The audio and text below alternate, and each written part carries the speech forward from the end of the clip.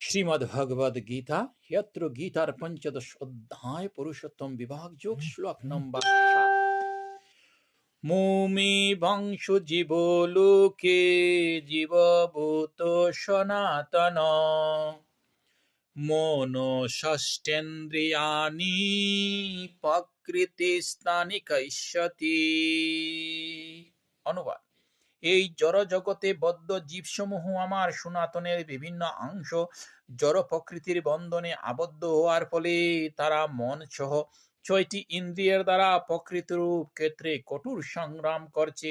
এই শ্লোকে ভগবান বলেছেন, এই মায়ার দ্বারা আবদ্ধ হওয়ার ফলে আমরা এই জীবনে কঠোর সংগ্রাম করে চলছি, কিন্তু সফলতা পাচ্ছি না। এটাই ভগবান জানেন। ভগবান তাই বলেছেন, সনাতনের জীবের হচ্ছে ভগবানের অতি ক্ষুদ্র ভিন্ন অংশ। এমন নয় যে বদ্ধ অবস্থায় জীব স্বতন্ত্র হয়ে পড়ে এবং মুক্ত অবস্থায় সে ভগবানের সঙ্গে একভূত হয়ে যায়।